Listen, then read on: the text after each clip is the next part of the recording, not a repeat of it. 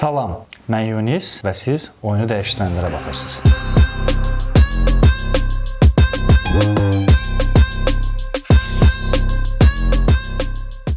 Bir klub düşün. Sadəcə futbol üçün deyil, haqq üçün meydana çıxan. Sadəcə top üçün deyil, bir xalqın qüruru üçün oynayan. Sarı qürurdur, qırmızı isə qurban. Bu iki rəngin ahəngində bir şəhərin kükrəyişi, bir xalqın ümidi, bir məktəbin fəlsəfəsi dayanır. Bu klub Galatasaraydır.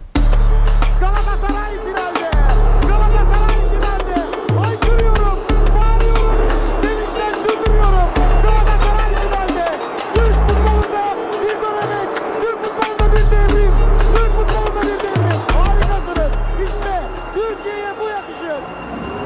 Türkiye Cumhuriyeti'ne bu yakışır. 1905-ci il soyuq yanvar gecəsində Qalatada bir məktəb otağında yanan o ilk inan bugün milyonlarla insan ürəyində atəş kimi alışır. Çünki Galatasaray tarix boyu rəqiblərlə deyil, zamanla, ədalətsizliklə, inamsızlıqla döyüşdü. Galatasaray sadəcə bir futbol klubu olaraq yaranmadı. O, İstanbulda ürəyi azadlıq atəşi ilə yanan gənclərin içində doğuldu. 1905-ci ildə Ali Samiyan və dostları Qalata Məktəbi Sultani siniflərində türk olmayanları məğlub edəcək bir komanda qurmağa başladılar. Futbol o dövrdə sadəcə oyun üçün deyildi. O, dirənişin özü idi. Galatasaray işğal dövründə millətin səsinə çevrildi. Bu illər klubun ilk İstanbul Liqası titulunu qazandığı, daha önəmlisi bir ideologiyanın formalaşdığı zaman idi. Bir məktəbin içində çıxan o kükrəyiş daha sonra milyonlarla insanın dilində sədalandı. Cumhuriyyətin doğumundan sonra Galatasaray yeni bir dövrə qədəm qoydu. Artıq o məktəbin deyil, bir millətin simvoluydu. Klub bu dövrdə həm İstanbul Liqasında, həm də ilk rəsmi yarışmalarda qələbələrlə öz sözünü deyirdi. Metin Oktay kimi simvollar doğulmağa başlamışdı. Onun qolları stadionları ayağa qaldırırdı. Metin tam yakına geldi ve vurdu.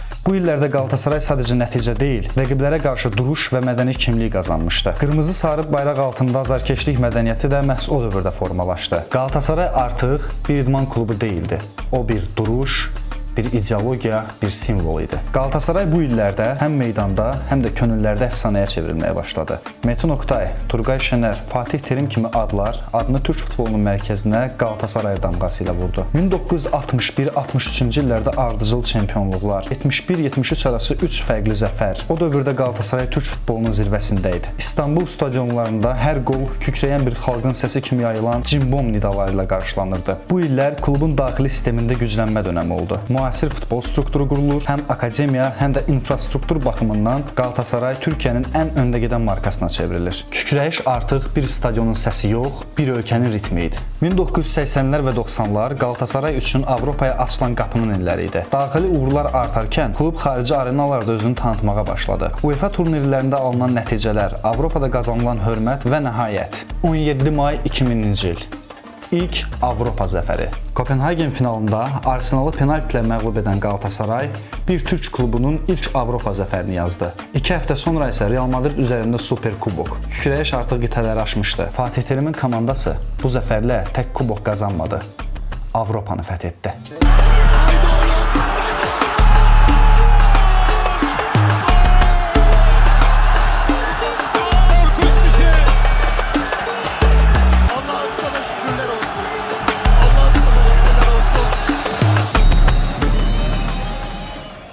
Türkiyə olmayanları məğlub edəcək komanda ideologiyası artıq səhnədə öz təsdiqini tapmışdı. UEFA kubokundan sonra Galatasaray artıq yalnız Türkiyənin deyil, Avropanın da hörmət duyduğu bir klub idi. 2000-ci illərdə daxili çempionluqlarla yanaşı, Çempionlar Liqasında qrupdan çıxan komanda transferdə də dünyaca məşhur adları öz sırasına qatmağı bacarmışdı. Drogba, Hacı, Muslera, Elmander kimi adlar bu ideologiyanın məntiqi davamçıları oldular. Amma bu illər də çətinliksiz keçmədi. Borclar, texniki dəyişikliklər, rəqabətli liqa, hər addım bir sınaq idi. Amma nə olursa olsun kükrəyiş heç bir zaman kəsmədi. Tribunalar səssiz qalsa belə, hər bir uşağın dilində cimbom sədası hər zaman oldu. Son illərdə Galatasaray yeni bir dövrə qədəm qoydu. Yeni stadion, yeni idarəçilik, güclü transferlər və texnoloji modernləşmə. Mauro Icardi, Mertens, Zaha, Osimhen kimi ulduzlar komandanın yenidən doğulan simaları oldu. 3 il ardıcıl gələn çempionluq və Super Kubok zəfərləri bu klubun kükrəyişinin hələ bitmədiyini göstərirdi.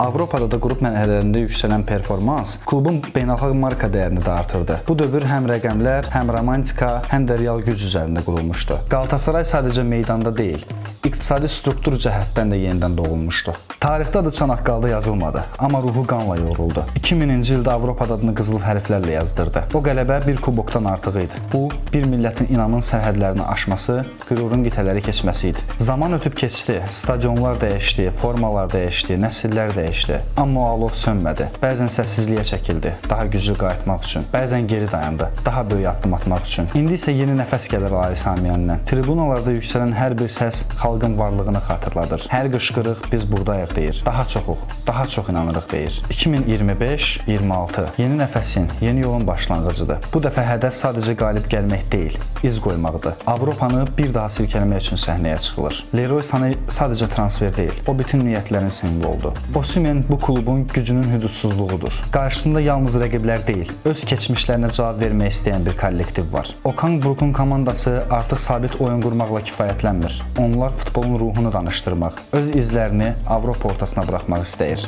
Mərkəzdə Torreira, çınaqlarda Barış Alper, ön xəttdə Icardi və Osimhen, indi isə Sané. Bu artıq taktika deyil. Bu fikirlərin təzahürüdür. Bu ideologiyanın oyuna çevrildiyi andır. Galatasaray bir məktəbdir. Hansı ki, təkcə oynamağı yox, döyüşməyi, dik durmağı, qazanmağı öyrədən bir məktəb. Bəli, bir gün yenə tribunalar susa bilər, yenə Galatasaray uduza bilər, yenə uğurlar dayana bilər. Amma bu susqunluğun altında daima yatan bir kükreyiş var. Çünki Galatasaray yenidən doğulmağı bacaranların yeridir. Bu səbəbdən Galatasaray heç vaxt sadəcə klub olmayacaq. Şimdi beni iyi dinleyin. İyi tercüme et sen de. Biz buraya şova gelmedik. This is not a show. O şovu tribünde yapıyorlar. O bakan, öteki milletvekili. O şov orada yapılıyor, burada yok.